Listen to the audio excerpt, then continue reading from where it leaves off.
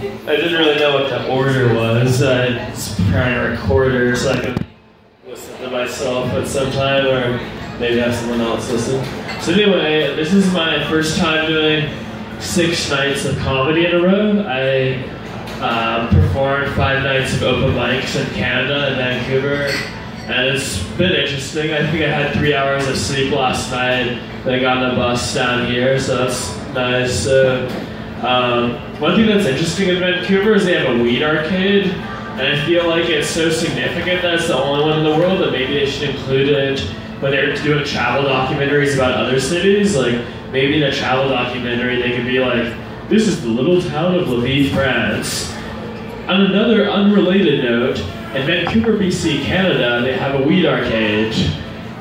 But back to Lviv, France, then, oh, I guess I'll get to some more established material. So I'll look at my, oh, hi people, this is an open mic. It's okay to come over, it's comedy over here.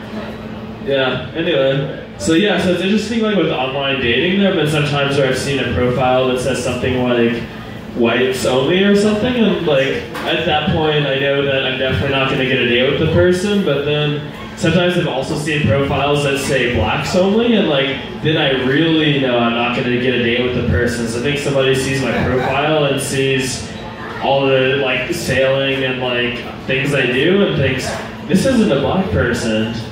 And like I've been thinking though that like it would be cool if I could like hire a Klansman or other professional racists to convince people on dating sites that I'm a black person. And it's like I feel like at least one of those black only accounts should believe I'm a black person or whatever. I don't know. It doesn't really matter too much, I guess.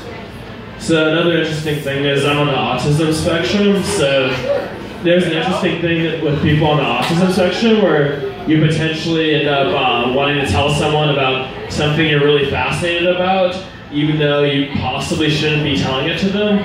Like you might want to tell somebody about, you might want to tell them about a puppy you saw that wiggled so much it got stuck between some couch cushions, but you aren't supposed to start telling someone about cute animals you've seen until you know some things about them. Like you should maybe know someone's name before you start telling them about the cute animals you've seen. So yeah, so that's about being on the autism spectrum. Now, continuing another thing, like one thing I'm really interested in is languages, and it's fascinating how like if you buy the book The Little Mermaid in Swedish, like the picture one and everything, if you go to the last page, you see the Little Mermaid on a rock, and there's just one word on the last page. The word is slut. You see, like the word in Swedish for the end is slut, and it's spelled S-L-U-T. So like, you definitely should not buy your kid The Little Mermaid in Swedish if you want to help them learn Swedish. Like, you might accidentally teach them slut shaming, and that would be a bad thing. So, and that's not really a joke, since slut shaming actually is bad. Anyway, so now I will battle rap against myself. This will be 2 characters. This will be a Minister of Darkness versus a fish. I'll have to remove my jacket for this. 1 second. Yes! Yeah, do it! Take it off! Hear to my word, for I am a Minister of Darkness. You, my wee fish, I shall serve on a dish. Blub, blub, blub. I may look quite tasty, but don't be so hasty, for I shall slay you and fight you. Wee fish, you stand no chance in these words of dance. I have fought you before, and I shall throw you through the exit door. Blub, blub, blub, blub. I've swum many waves and made many saves, and as this chair is my witness, I shall quit this charade and destroy you finally. You shall be blown to smithereens like I am a marine. Wee fish, you only had like 1 rhyme there. Try harder, wee fish. Wee fish, I shall undo you like a computer glitch. It will be a stitch. I shall use every brick and every trick to send you on a funeral pyre, that you may lose all that which you to aspire.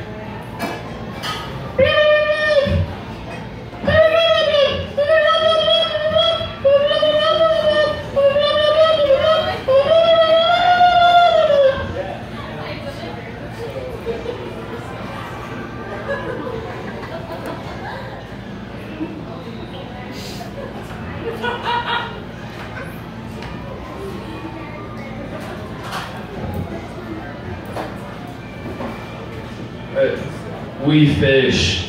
You don't take this seriously enough. You don't have the repertoire. You aren't even worthy of my boudoir. I shall take my leave of you, we fish.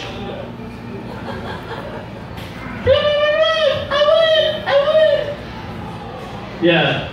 So that was a battle rap. It's okay if you didn't see all of it. It'd be really confusing without the beginning part of it and the introduction. So like, without the beginning, it's complete nonsense. But it's okay. You probably didn't come here for comedy anyway.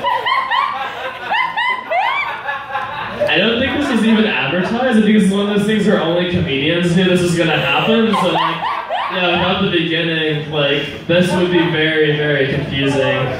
So for my closer this time, like, do I have like a minute or what? Alright, anyway, so 2 stories. One of these stories is true, one is false. So the first story is that I was on a train to Seattle and the person next to me had a banana that looked better than my banana. So I stole their banana while we were in a tunnel and the train was dark. And the second story is that I was in a Vietnamese male beauty pageant called Pho King, like P-H-O-K-I-N-G. I didn't really do that well in fucking. I tied for last place. But I finished though, I guess. I didn't do that bad in fucking. And we'd have like a fucking practice every Monday. It was like with UW, it was like a whole sanctioned thing. So anyway, like, does anyone want to have a question to figure out which story is true and which is false? It's like if you're too shy or whatever, you can like raise a hand or whatever if you want. They're both true, right? Alright, okay, I'll have raise your hand if you think the banana story is true. Alright. Okay, that's like 3-4 people think the banana story is true. How many people think the beauty pageant story is true? Oh, 1 person, 2, 3. Okay, so I will reveal the answer to which one is true by taking off my shirt. Also, sorry if the microphone is too loud. I think I naturally talk loud, like I have really bad hearing. Anyway. So yes, I was in a Vietnamese male beauty pageant called Fucking, and this was my uniform in Fucking.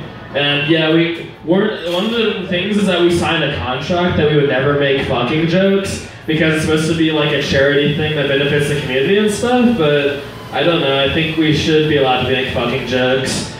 Yeah, we were supposed to call it PK instead of fucking, but I just keep calling it fucking because I prefer that.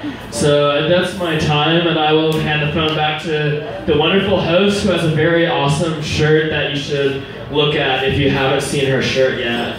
I know some of you didn't come here for comedy, but like if you like fashion, you might like her shirt.